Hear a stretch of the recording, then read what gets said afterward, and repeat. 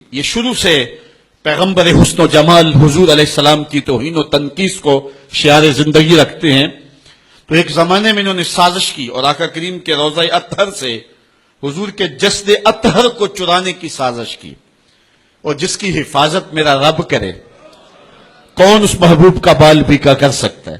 یہ جو کچھ ہو رہا ہے یہ ہمارا امتحان ہے، ورنہ جس کے سر پہ وارا فانا لاکا ذکر کا تاج میرے رب نے رکھا ہے، بھلا اس کی شان کو کوئی گھٹا سکتا ہے؟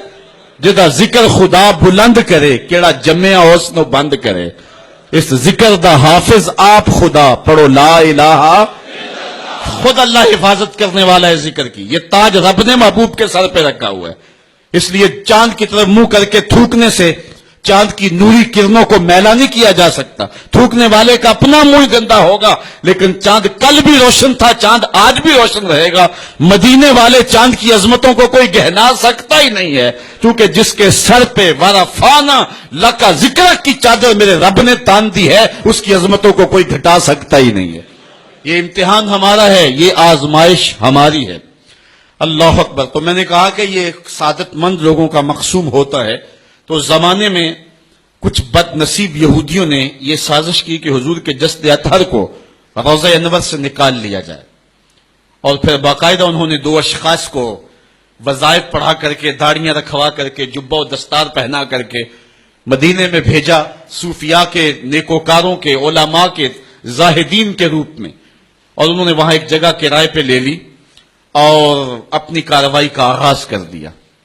وہ اپنے کمرے کے اندر سرنگ کھودتے اور روزانہ مٹی نکالتے، اور رات کے اندھیرے میں بقی کے قبرستان میں قبروں کے اوپر مٹی ڈال کے آ جاتے، اور سارا دن تسبیح لیے اللہ اللہ کرتے رہتے۔ لوگ کہتے کہ یہ تو بڑے صالح لوگ ہیں، اور پھر لوگوں کو خیرات بھی کرتے، لیکن کارروائیاں اور انداز یہ تھا، لباس خضر میں رہزنی کر رہے تھے، اور یہ ڈاکو اور یہ رہزن لٹیرے ایک بہت خطرناک مہم پہ آئے ہوئے تھے۔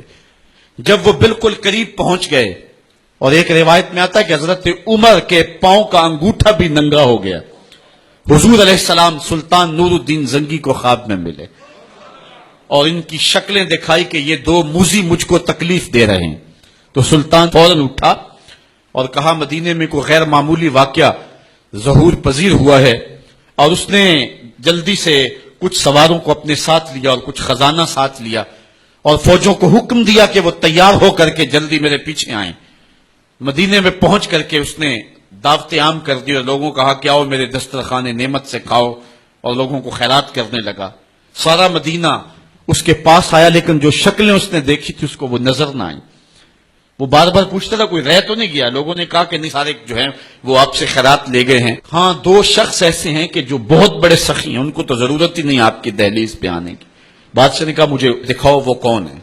بادشاہ کو شک گزرا یہ وہی تھے۔ جب سامنے آئے تو بادشاہ نے فوراً پہچان لیا، کہا کہ میں تمہارے ڈیرے پہ جہاں تم رہتے ہو وہاں جانا چاہتا ہوں۔ بادشاہ تفتیش کرنا چاہتا تھا، جب دیکھا تو تسبیحیں لٹکی ہیں، مصلے بچھے ہوئے، قالین بچھے ہوئے ہیں، تو بادشاہ مصلہ اٹھایا، قالین اٹھایا تو نیچے پھٹا تھا، جب پھٹا اٹھایا تو نیچے سرنگ تھی۔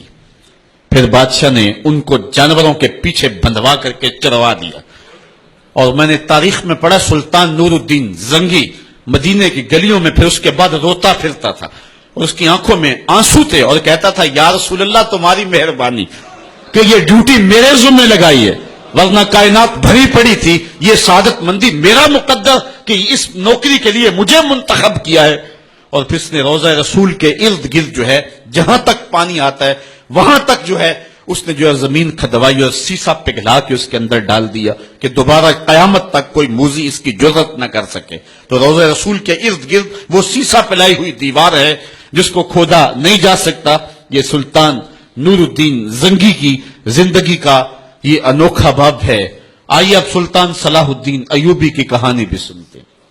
یہ اسلام کا مجاہد اعظم، یہ حلال اور صلیب کی جنگوں کا ہیرو، اور جس پہ امت اسلامیہ کو آج بھی ناز ہے، اور آج صدیاں گزرنے کے بعد یہ سینوں میں دل کی طرح دھڑکتا ہے۔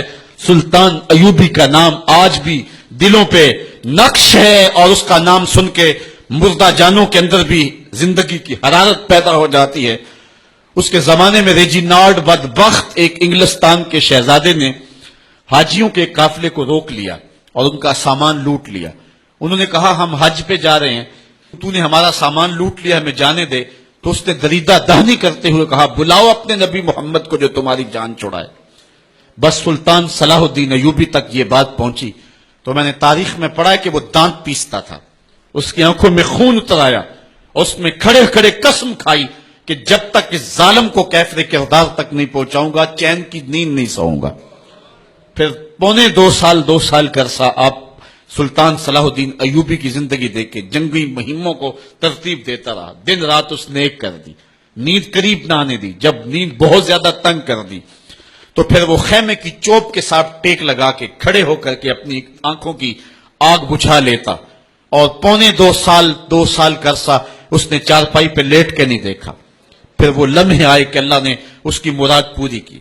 انگلستان کے شہزادے لائن میں کھڑے تھے, اس نے شاہ گاما کو اپنی کرسی دی اور ساتھ کہا ہم جس کو کرسی دیتے اسے امان دیتے ہیں. پھر اس نے اس کے جو نائٹس تھے ان کو آب خورے دیے, ان میں پانی دیا, کہا جس کو ہم پانی دیتے ہیں اس کو امان دیتے ہیں. پھر جب ریجینالڈ کی باری آئی تو بادشاہ کی رگیں پھول گئی غصے سے. اس نے تلوار نیام سے باہر نکالی اور اس کی چھاتی پہ چڑھ کے اس کی گردن پہ تلوار رکھ کے اس کے ٹکڑے کرتے ہوئے کہا او کتے, تم نے کہا تھا بلاؤ اپنے نبی محمد کو, محمد عربی نے اپنا نوکر بھیج دیا ہے. اور اس طرح اس ریجینالڈ کتے کے 2 ٹکڑے کر کے رکھ دیے. یہ ہماری تاریخ ہے, یہ اور روشن تاریخ ہے. ہمارے اسلاف, ہمارے بزرگ اس دور کے شہنشاہ, اس دور کے بادشاہ اتنی جرأت اور اتنی عظیمت رکھا کرتے تھے. اور آج ہماری کمزوریاں نے دشمنوں کو دلیر کر دیے. کبھی ایسا بھی اندھیر آیا تھا کہ سر عام یوں توہین و تنقیص ہوتی ہو پیغمبر حسن اور پیغمبر جمال کی, اور پھر 1 ارب 40 کروڑ انسان دنیا کے اوپر بستے ہوں. یہ بھی زمانے نے دن دیکھنے تھے. تو امت مسلمہ کی موت واقع ہو جائے اگر حضور علیہ السلام کی توہین باقی رہتی ہے. اس لیے امت کو پوری قوت کے ساتھ کھڑا ہونا ہے اور اپنے نبی علیہ السلام کی توہین کا بدلہ لینا ہے. اور یہ ممکن نہیں ہے جب تک جو ہے وہ ہم پوری دنیا کے اوپر غالب نہ ہوں. اللہ تعالیٰ امت کو وہ دن نصیب فرمائے کہ امت کا غلبہ اللہ تعالیٰ نصیب فرمائے. اس وقت ہمارا المیہ یہ ہے کہ ہمارے پاس عالم لیڈر کوئی نہیں ہے. عوام کے جذبے یقیناً دیکھنے کے. سیریا کے بچوں کو میں نے دیکھا کہ وہ چھوٹے چھوٹے بچے, انہوں نے ہاتھوں میں کتبہ پکڑا ہوا ہے, اور میں اس منظر کو دیکھ کر کے کتنی دیر تک سکتے میں رہا. اس کے اوپر لکھا ہوا تھا اقتلونا ولا تسبوا لنبینا, ہمارے ٹکڑے کر دو لیکن ہمارے نبی کو گالی نہ دو. ان بچوں کے درد کی کہانی کلیجے چیر رہی تھی.